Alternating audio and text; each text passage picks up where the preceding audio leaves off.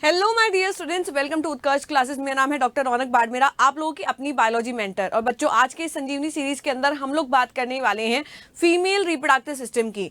Last sessions के अंदर हम लोग बात कर चुके थे मेल रिप्रोडक्टिव सिस्टम की, तो फीमेल रिप्रोडक्टिव सिस्टम जो है वो भी डिस्कस करना बहुत ही ज्यादा जरूरी है, क्योंकि आगे जाकर के जब हम लोग फर्टिलाइजेशन पढ़ते हैं, पार्चुरेशन पढ़ते हैं, डेवलपमेंट पढ़ते हैं, तो इन दोनों सिस्टम्स के थ्रू किस तरीके से गैमीट का फॉर्मेशन होता है, ये भी पढ़ने के लिए इसका स्ट्रक्चर पढ़ना बहुत ज्यादा जरूरी है। तो स्टार्ट करते हैं हम लोग आज के इस सेशन से। बट हाँ, इस सेशन को लाइक और शेयर करना मत भूलना, क्योंकि ये छोटे से कॉन्सेप्ट जो है वो आप लोगों के इतने कम टाइम के अंदर कवर हो रहे हैं, जिससे क्वेश्चंस जो है उनके बनने की पॉसिबिलिटी जो है वो बहुत ज्यादा हाई रहती है, और आप लोगों का रिवीजन हो रहा है और आप लोगों की प्रिपरेशन भी हो रही है।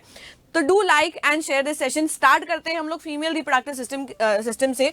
सबसे पहली बात तो ये कि ये सिचुएटेड होते हैं पेल्विस रीजन के अंदर। Pelvis region in the abdomen, abdomen के अंदर पाए जाने वाले श्रोणी क्षेत्र के अंदर ये सिचुएटेड होते हैं। क्या क्या सम्मिलित होता है इस फीमेल रिप्रोडक्टिव सिस्टम में, क्या क्या इंक्लूडेड होता है, कौन से ऑर्गन्स मिल करके फीमेल रिप्रोडक्टिव स्ट्रक्चर को बनाते हैं। तो ध्यान देना कि फीमेल रिप्रोडक्टिव स्ट्रक्चर जो होता है उसमें दो ऑर्गन्स होते हैं, एक होते हैं प्राइमरी सेक्स ऑर्गन्स और दूसरे होते हैं सेकेंडरी सेक्स ऑर्गन्स। अगर हम लोग बात करते हैं प्राइमरी सेक्स ऑर्गन्स की, तो इसके अंदर इंक्लूडेड होती हैं एक जोड़ी अंडाशय, यानी कि वन पेयर ऑफ ओवरीज, जो मेन काम करती हैं। क्या करती हैं ओवरीज? तो आप लोगों को पता होगा कि ओवरीज जो होती हैं स्टूडेंट्स, वो यहाँ पर फॉर्मेशन ऑफ गैमीट्स करती हैं, गैमीट्स बनाने का काम करती हैं। और गैमीट कौन सा बनाती है बेटा? गैमीट बनाती हैं ओवा या फिर एग। दूसरा, अगर हम लोग बात करें, ये ओवरीज जो होती हैं वो अटैच्ड होती हैं with the pelvis region, they are attached with pelvis reason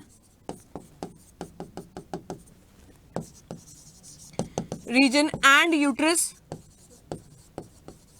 bye ligaments. Ligaments के द्वारा ये पेल्विस रीजन और यूट्रस से अटैच्ड होती हैं। दूसरी बात ये कि ओवरी को कवर करते हुए थिन एपिथेलियम पाई जाती है, और ओवरी के अंदर वाला जो हिस्सा होता है उसे हम लोग स्टोमा कहते हैं, जो कॉर्टेक्स और मेड्यूला के अंदर डिवाइडेड होता है। So ovary is covered bye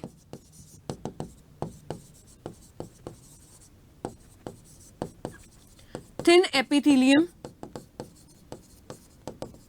और इनर, अंदर की तरफ स्टोमा प्रेजेंट होता है, जो बाहर की तरफ तो कॉर्टेक्स में डिवाइडेड होता है, और अंदर की तरफ जो हिस्सा पाया जाता है उसे हम लोग मेड्यूला कहते हैं। तो cortex is the outer region and medulla is the inner portion of the stroma. तो ये इंपॉर्टेंट बात है ओवरीज को लेकर के। ओवरीज के अंदर प्राइमोर्डियल जर्म सेल्स पाई जाती हैं, जो कि डिवाइड होकर के एग या फिर ओवा का फॉर्मेशन करती है। अब हम लोग बात करते हैं प्राइमरी सेक्स ऑर्गन, तो हो गई ओवरीज। सेकेंडरी सेक्स ऑर्गन कौन कौन सी होती हैं? तो इसमें तीन चीजें पाई जाती हैं, ध्यान से सुनना। पहला होता है फीमेल एसेसरी डक्स। डक्स जो होती हैं वो प्रेजेंट होती हैं। कौन कौन सी होती हैं डक्स? तो ओवी डक्ट होती हैं, फिलोपियन ट्यूब होती हैं। लिख लेते हैं स्टूडेंट्स यहाँ पर। सबसे पहले आ जाती है यहाँ पर ओवी डक्ट, उसके बाद में आ जाता है यूट्रस, वेजाइना और फेलोपियन ट्यूब। ये सारी जो होती हैं वो क्या होती हैं? एसेसरी डक्ट होती हैं, जो कि सेकेंडरी सेक्स ऑर्गन्स के अंदर इंक्लूडेड होती हैं। इसके बाद में अगर हम लोग बात करें एसेसरी ग्लैंड्स कौन से होते हैं, तो दो ग्लैंड्स होते हैं। एनसीईआरटी के अंदर एक मेंशन है, बट दूसरा वाला ग्लैंड भी इंपॉर्टेंट है, उसका नाम है बार्थोलिन ग्लैंड। Bartholin gland. और दूसरा, जिसके बारे में आप सबको पता है, मेमरी ग्लैंड्स जो होते हैं वो प्रेजेंट होते हैं, और मेमरी ग्लैंड्स के द्वारा मिल्क फॉर्मेशन होता है और सिक्रीशन होता है। तो मेमरी ग्लैंड्स ही मिल्क फॉर्मेशन करते हैं एंड सिक्रीशन भी करते हैं। इन्हीं के ही थ्रू सिक्रीशन होता है, जो यंग वंस को फीड करने के लिए बहुत ज्यादा इंपॉर्टेंट होता है। एक्सटर्नल जेनाइटेलिया की जब हम लोग बात करते हैं तो इसके अंदर इंक्लूड होता है वल्वा। एक्सटर्नल जेनाइटेलिया में प्रेजेंट होता है वल्वा। ये सारे स्ट्रक्चर जो होते हैं, ओवरीज हो गया, फेलोपियन ट्यूब हो गया, ओविडक्ट हो गया, uterus, vagina, Bartholin gland, mammary gland, vulva, ये सब क्या काम करते हैं? मिल करके बहुत सारे काम करते हैं। बात करते हैं उन कार्यों की जो किया जाता है फीमेल रिप्रोडक्टिव स्ट्रक्चर के द्वारा। तो अगर हम लोग फंक्शंस की बात करें, तो फंक्शंस के अंदर सबसे इंपॉर्टेंट आ जाता है गैमीट फॉर्मेशन। गैमीट फॉर्मेशन कौन करता है स्टूडेंट्स, जल्दी से मुझे कमेंट करके बताओ। उसके बाद में गैमीट फॉर्मेशन के बाद में स्पर्म्स को रिसीव करते हैं। सो यहाँ पर स्पर्म्स को रिसीव करने का काम भी इसी सिस्टम के थ्रू होता है। स्पर्म को रिसीव करने के बाद में फर्टिलाइजेशन होता है। फर्टिलाइजेशन कहाँ पर होता है, फर्टिलाइजेशन लिख लेना इंपॉर्टेंट है, एम्प्यूला वाले पोर्शन में होता है, ampulla of fallopian tube, ampulla of fallopian tube. अभी मैं आप लोगों को इंटरनल स्ट्रक्चर भी इसका बताने वाली हूं, तो आप लोगों को पता चलेगा कि एम्प्यूला कहां पर सिचुएटेड होता है।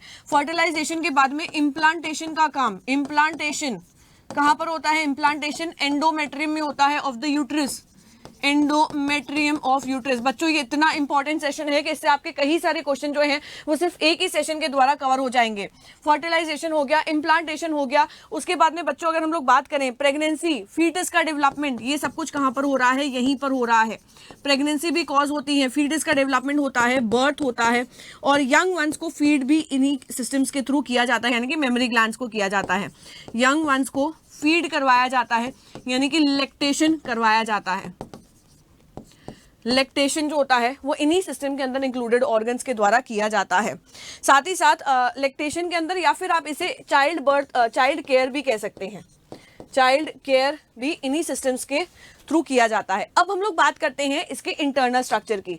तो यहाँ पर स्टूडेंट्स ध्यान से देखना ये डायग्राम, बहुत सारी बातें जो हैं वो इस एक डायग्राम से क्लियर होने वाली है। लेट्स सी कि क्या क्या बातें जो हैं वो इस डायग्राम के अंदर दिखाई दे रही हैं। जैसे कि मैंने बोला कि प्राइमरी सेक्स ऑर्गन्स के अंदर एक जोड़ी अंडाशय यानी कि ओवरीज जो होती हैं वो प्रेजेंट होती हैं। तो यहाँ पर ये पाई जाती हैं ओवरीज। ओवरी से रिलेटेड जितनी भी इंपॉर्टेंट बात थी वो मैंने आप लोगों को सब कुछ बता दिया। नेक्स्ट आ जाता है बच्चों यहाँ पर यूट्रस। यूट्रस जो होता है वो इसका बहुत ही इंपॉर्टेंट ऑर्गन कह दो, क्योंकि यूट्रस के थ्रू ही इम्प्लांटेशन होता है। यूट्रस के अंदर ही 9 महीने बच्चे अपने शिशु को ग्रो करवाती हैं।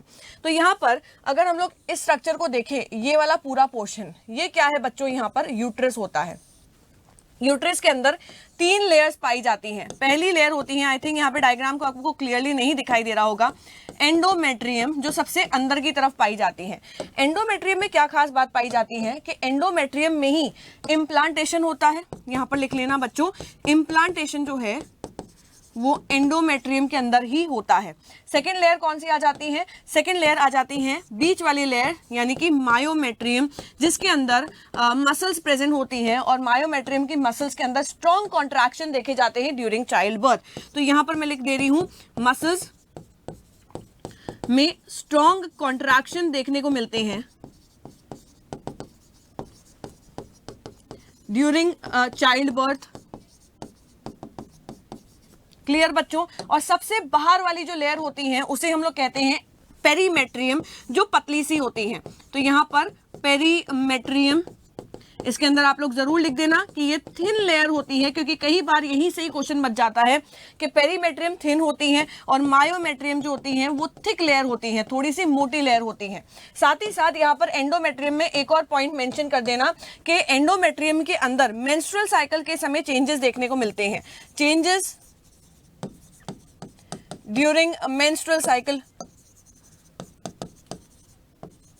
यानी कि एक मेंस्ट्रुअल साइकिल के अंदर एंडोमेट्रियम बनती भी है, टूटती भी है, उसके थ्रू ब्लीडिंग भी होती है, और वापस से एंडोमेट्रियम जो है वो ग्रो कर जाती है। तो मतलब जो चेंजेस होते हैं, जो साइक्लिक चेंजेस होते हैं, वो मेंस्ट्रुअल साइकिल के समय सिर्फ और सिर्फ एंडोमेट्रियम में देखने को मिलते हैं।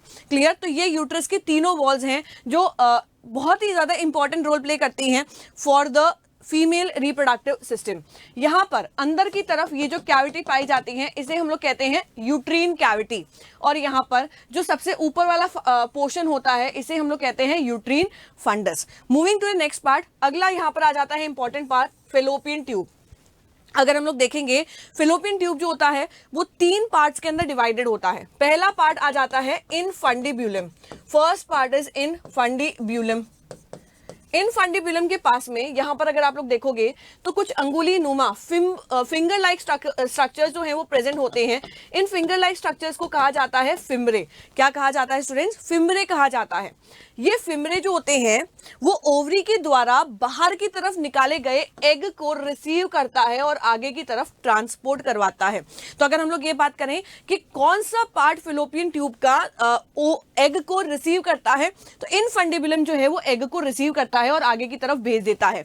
Second part is very important, ये आ जाता है second part. First part, second part आ जाता है इसका ampulla. Ampulla is wide structure. Ampulla जो होता है वो वाइड पोर्शन होता है फेलोपियन ट्यूब का, और ये बहुत ज्यादा इंपॉर्टेंट है क्योंकि यहाँ पर एम्प्यूला के अंदर ही फर्टिलाइजेशन होता है। Fertilization occurs in ampulla. यहाँ से होते हुए स्पर्म्स जो हैं वो यहाँ तक आते हैं स्पर्म्स, और यहाँ से होते हुए एग जो है वो यहाँ पर आता है, और एम्प्यूला ही फेलोपियन ट्यूब का वह प्लेस होता है जहाँ पर फर्टिलाइजेशन कॉज होता है। सेम टाइम पर जब एग और स्पर्म पहुंचते हैं तभी फर्टिलाइजेशन होता है, नहीं तो नहीं होता है। थर्ड पोर्शन इज यहाँ पर इस्थमस। इस्थमस जो होता है वो ब्रॉड एरिया नहीं होता है, वो थोड़ा सा सिकुड़ा हुआ एरिया होता है। इस्थमस से होते हुए फर्टिलाइज्ड एग जो होते हैं, अगर यहाँ पर फर्टिलाइजेशन हो गया तो इस्थमस से होते हुए जाइगोट जो है वो आगे की तरफ भेज दिया जाता है। कहाँ पर भेज दिया जाता है? यूट्रस के अंदर भेज दिया जाता है, जहां पर फर्दर डेवलपमेंट देखने को मिलता है। तो ये सारे के सारे इंपॉर्टेंट पार्ट हो जाते हैं किसके बच्चों? यहाँ पर फीमेल रिप्रोडक्टिव स्ट्रक्चर के। क्लियर? एक और बात मैं आप लोगों को बता दूं कि फीमेल रिप्रोडक्टिव स्ट्रक्चर के अंदर सर्विक्स पाया जाता है। ये वाला एरिया जो होता है इसे सर्विक्स कहते हैं। वापस से मैं लिख लेती हूं, यहाँ पर इसे कहा जाता है सर्विकल कैनाल, सेकेंड पोर्शन। और यहाँ पर ये वाला जो एरिया होता है इसे कहा जाता है वेगाइना।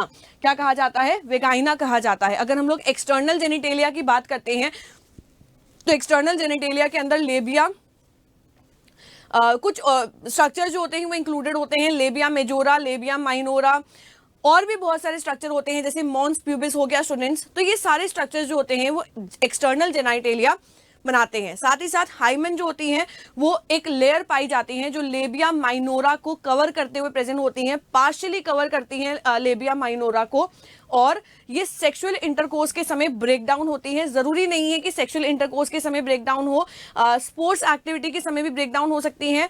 अगर कुछ फिजिकल एक्टिविटी ज्यादा करती हैं अगर फीमेल, तो उस समय भी हाइमेन जो है वो ब्रेक डाउन हो सकती हैं। साथ ही साथ इसके एक्सटर्नल जेनिटेलिया के अंदर क्लाइटोरिस भी प्रेजेंट होता है, जिसे हम लोग फीमेल पेनिस के नाम से जानते हैं। तो ये सारी इंपॉर्टेंट इन्फॉर्मेशन थी regarding female reproductive structure. I hope so कि ये सेशन जो है वो आप लोगों के लिए बहुत ज्यादा यूजफुल रहने वाला है। मिलते हैं हम लोग अगले सेशन के अंदर, तब तक stay tuned, see you tomorrow in the class. Thank you students.